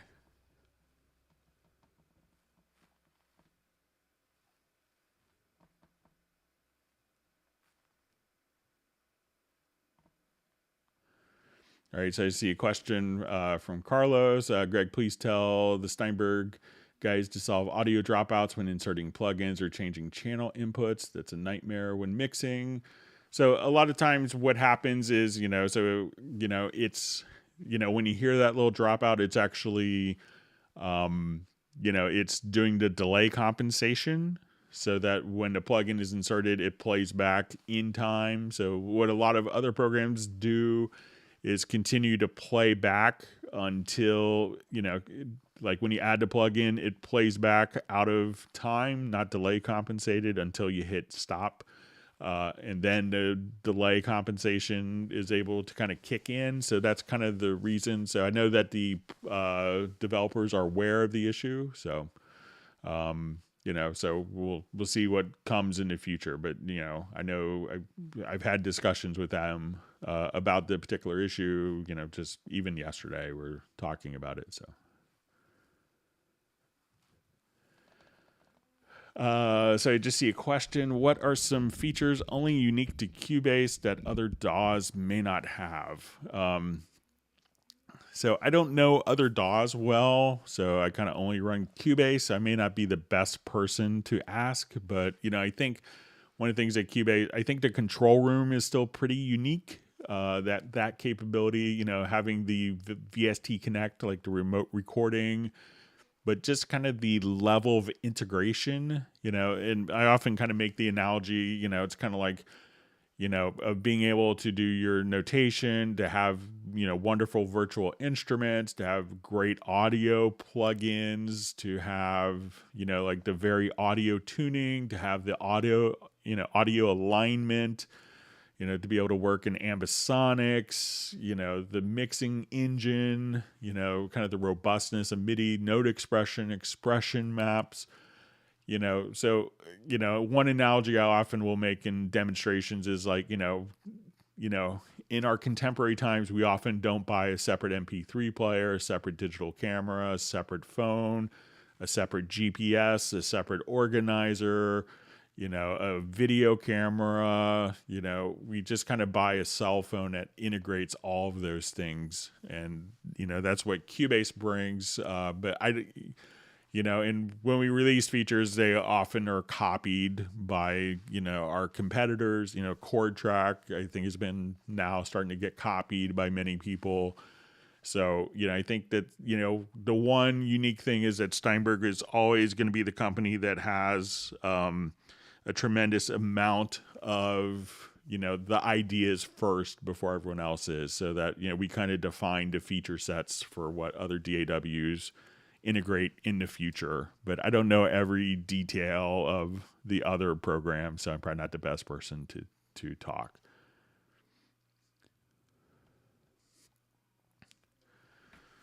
Okay, so you see, hi there, how to delete all unused vocal takes by one click.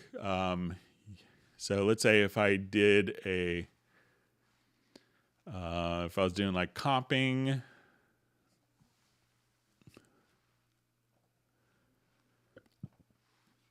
and I had,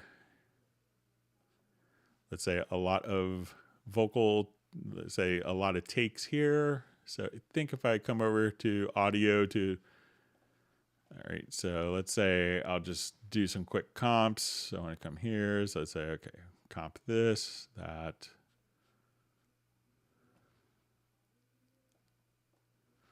Okay, so I think if we wanted to come over here to advanced, that you could actually just choose to, you know, delete overlaps. So, you know, so if you go to audio to advanced to delete overlaps, at that point that could get rid of everything that wasn't being used. If you have just a bunch of extraneous takes that aren't being used in the project, you can also go to media and choose to remove unused media.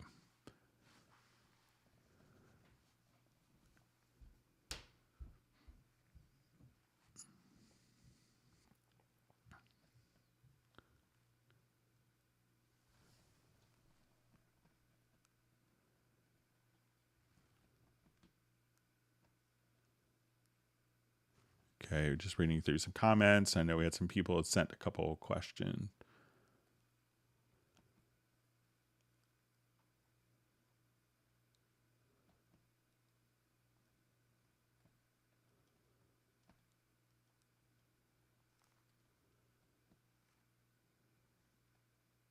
You see that Pablo's not going to be able to make the Zoom. All right, so Michael Teams has just made it onto the Hangout.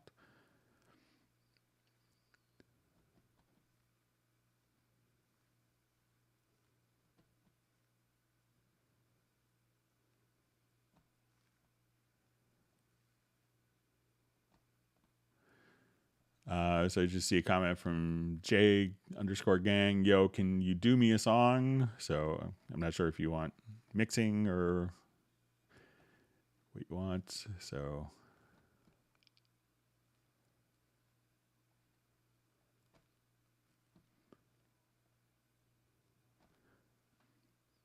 okay. So we see Michael Team giving nice kudos to Jan for the Cubase index.com. All right, my chat field just jumped on me, so bear with me just for a minute.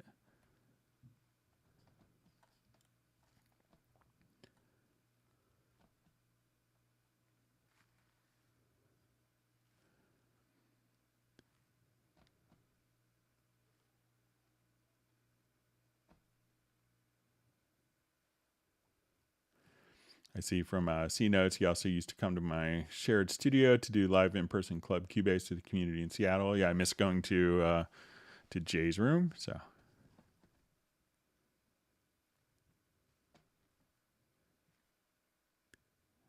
okay, miss traveling. So maybe when it's safe to travel again, looking forward to it. But I like being home. All right.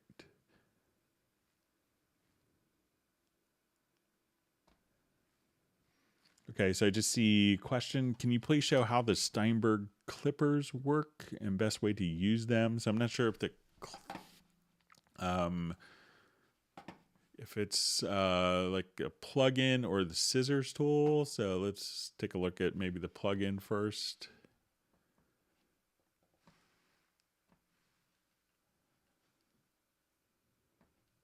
And I'll just revert this.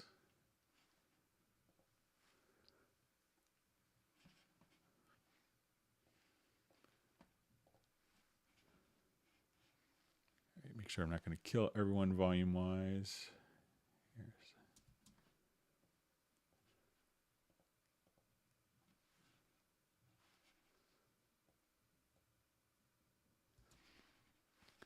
All right, I'm just going to check my connections.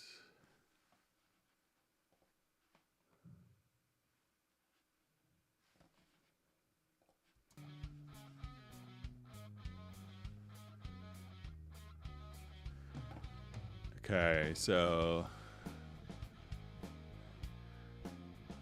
I'm not sure if it's like the soft clipper. I think might be one.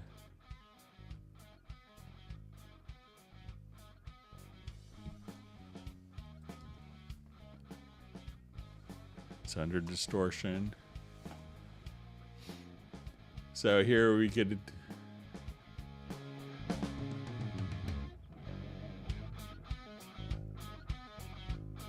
So here we have our input, output, and probably our second and third order harmonic distortions.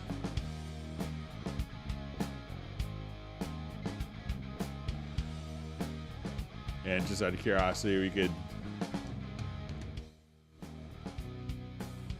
let's say if I want to look at this with supervision turned on.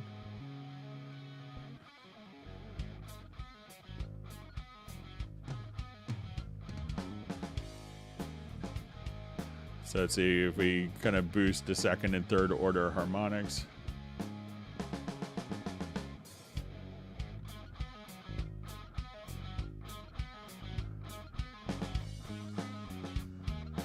So you can see a little bit in.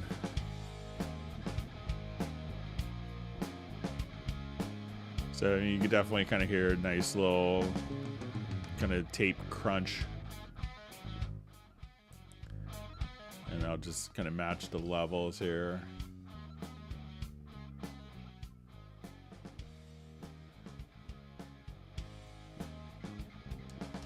So just a little bit of like, you know, distortion where you could have the distortion on the second and third order harmonics. So that's kind of what the soft clipper does. But if you mean the scissors tool, let me know as well. All right. So we see from C notes, Mogami MIDI cables. All right.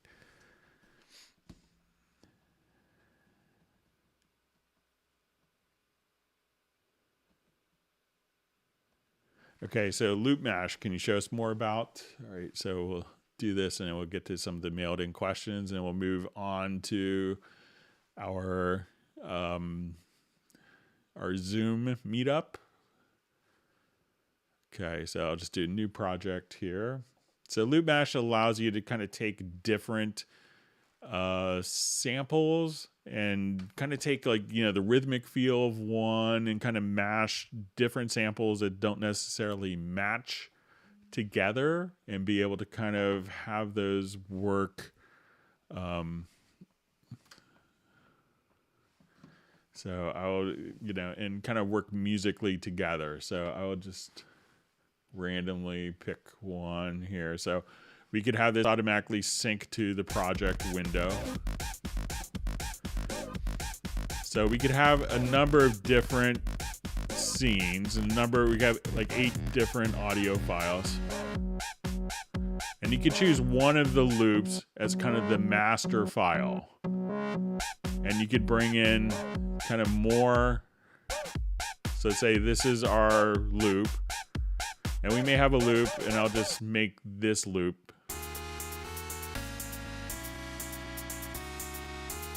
the master file. So now this loop can match, and you can bring in different kind of elements of different loops.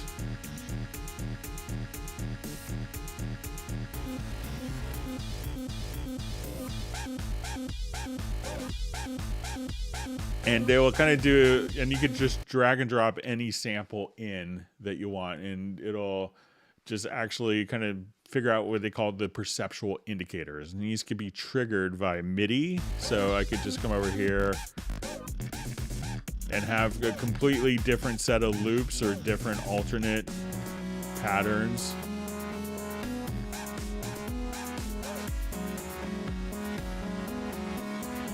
And I'll just try different presets. So if I wanted to bring more elements of this in, and we can say, okay, let's just bring in more voices.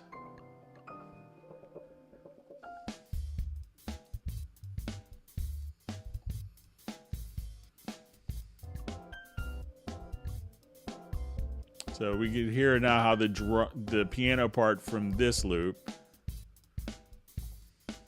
is just kind of matching based on the different drum performances.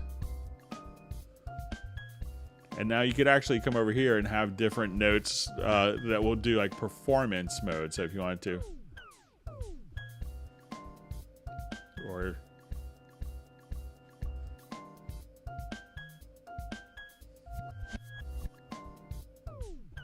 or different drops or stutters.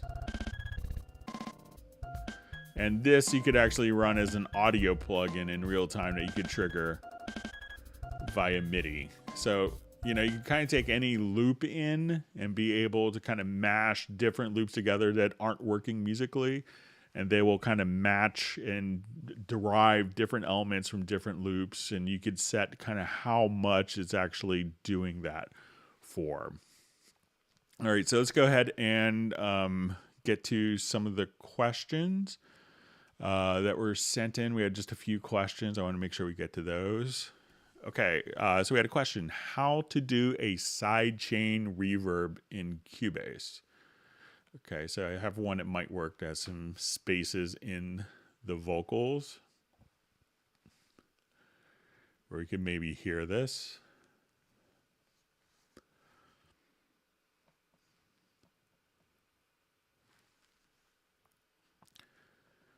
Okay, so let's say I wanted to have, like I'll have this vocal here, which has some pauses in different parts. Now let's say in the pauses where she's not singing, I want the reverb to kind of come in more. So I want to bring up the reverb here.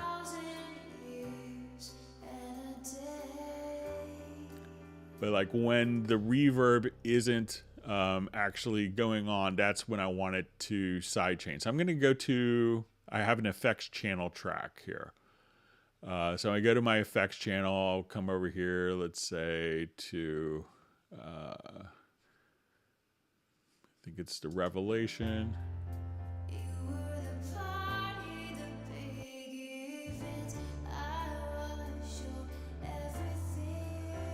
Okay, so I'm going to just come over here to the Revelation. I'm going to put just like a really long time. Just something. And what I want to do is on this effects channel return, I'm just going to put a compressor after it. So I'm going to go to Dynamics and choose a compressor. And I'm going to activate the sidechain. So, and I'm going to actually just take the sidechain from the vocal and turn the sidechain on. So now as we listen to it, and I'll go ahead and kind of just squash it pretty good.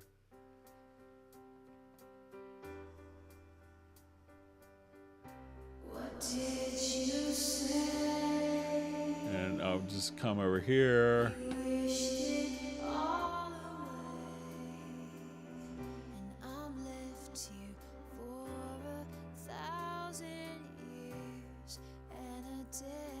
So I'll just put a little bit of verb on.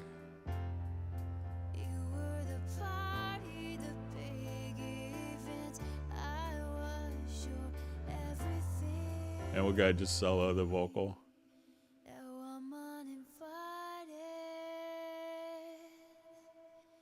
I'm on the outside looking in. You put the close side up on your heart. All the lights went out and it got dark. Where do I go from here? Where do I go from here? And you could obviously kind of set the attack time a little more appropriately. And listen to that kind of in context. So just give it a little more space when she's not singing.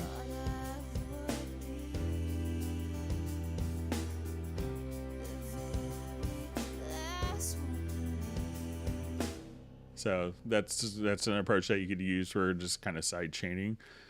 Vocals. Okay. So another question. Hi, Greg. This is from Johnny Diaz. I believe it's on a Hangout.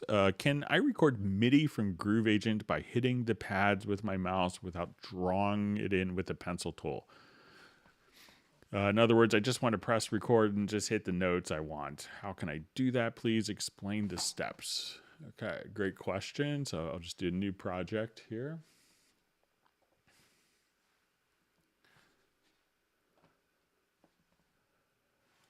And And I'll just add a Groove Agent SE.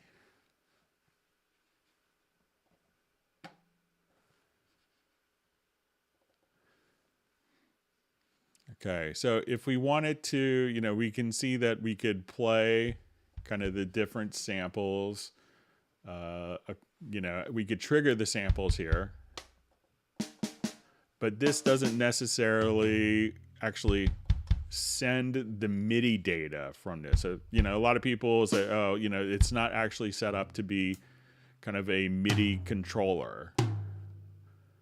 But if you wanted to do that, you could just simply, where it says on your MIDI input port, just set that to Groove Agent MIDI out. So now if I wanted to come over here, just put my click on.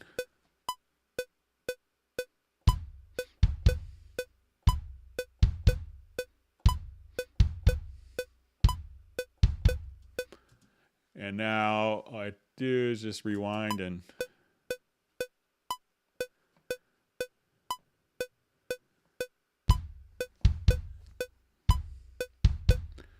so if I wanted to overdub like a snare,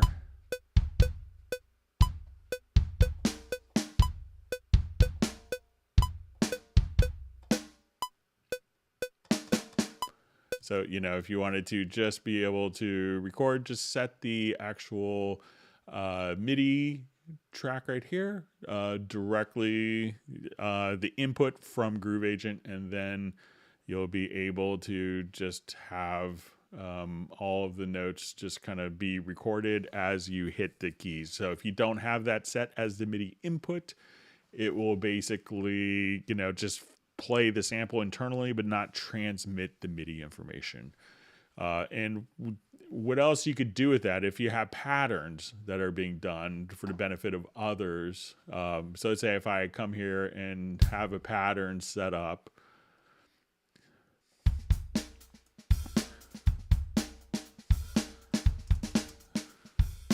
so let's say at this point, I can now just hit record and I'll arm this track.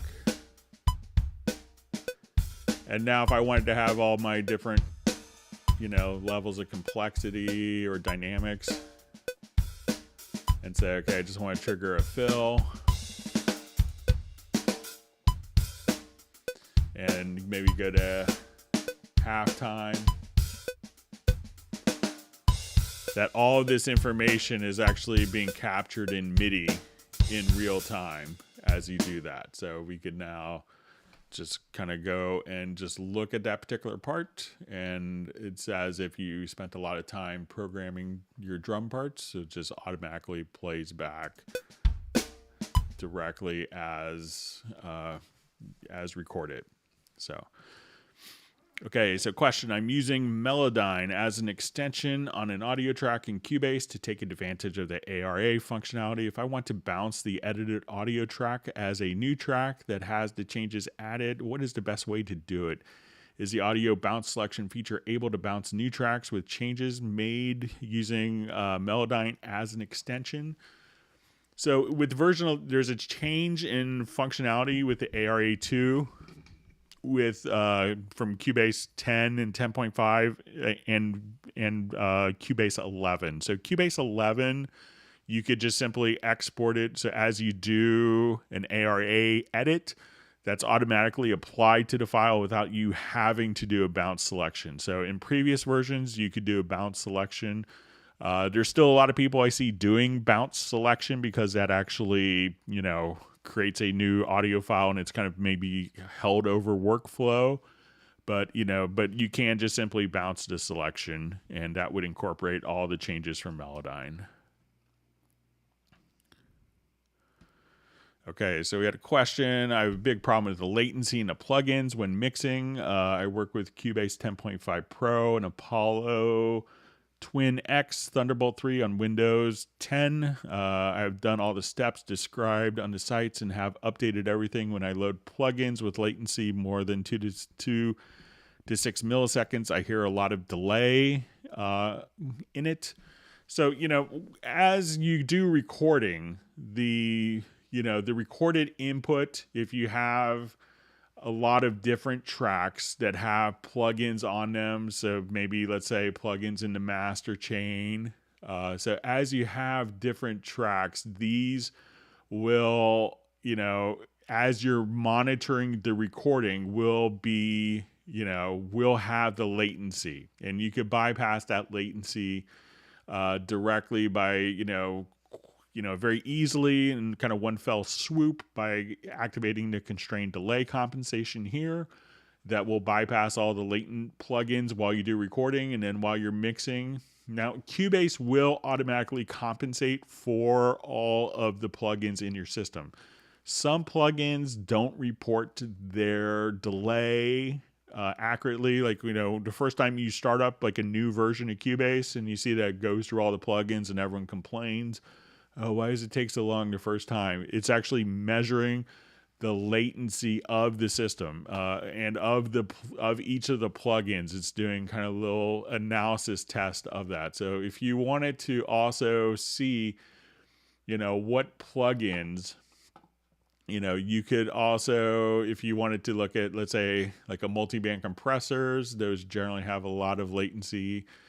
But if we go to like the full screen mix console view, so let's say if I'm here and let's say I hit F3 and I wanted to look at channel latency, here we could actually see the latency defined in each track.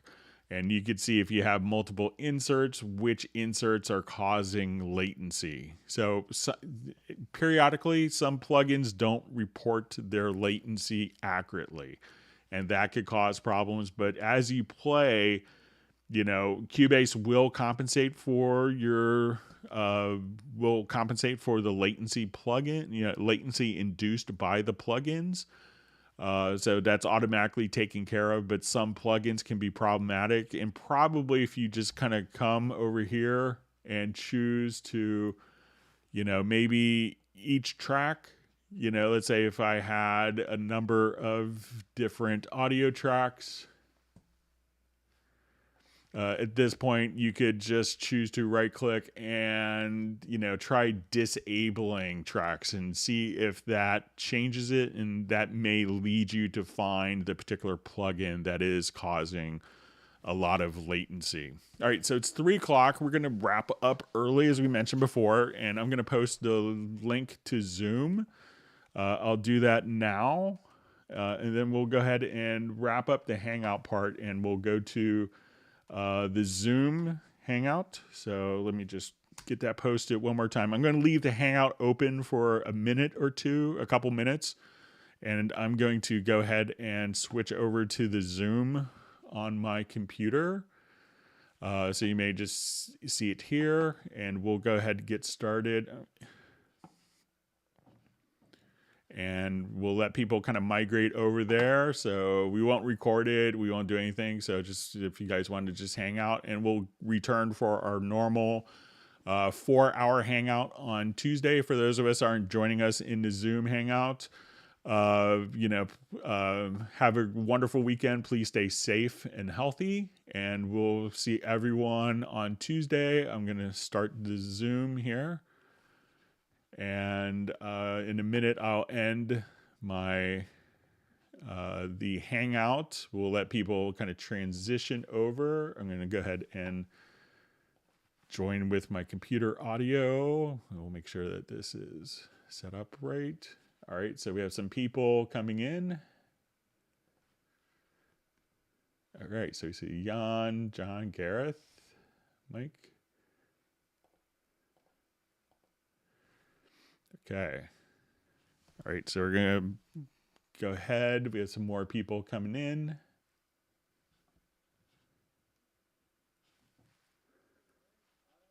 All right, okay, so I'm going to go back quickly over. All right, so we have some more people joining us.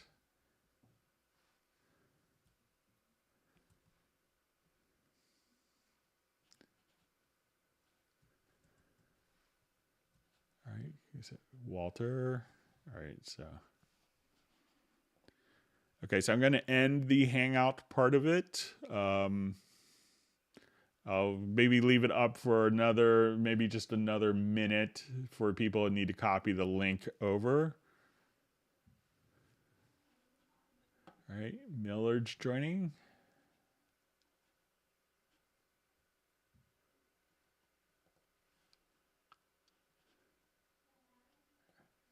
All right, Soren.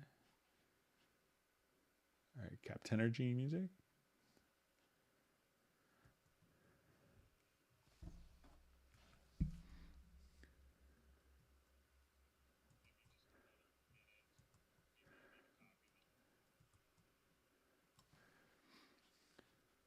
Okay. All right, so hey, all right, so just get.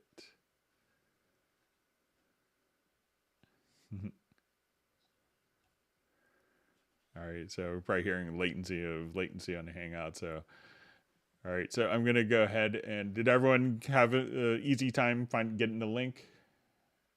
Okay, I'll leave it up for another minute or so. Hey, Jan.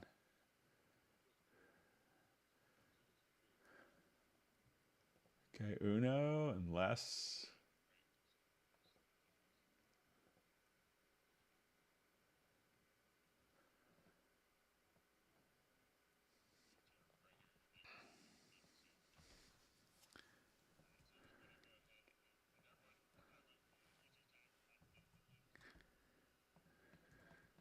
Okay.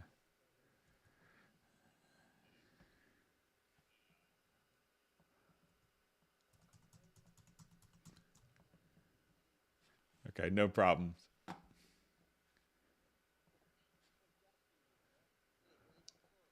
Hey, how's it going?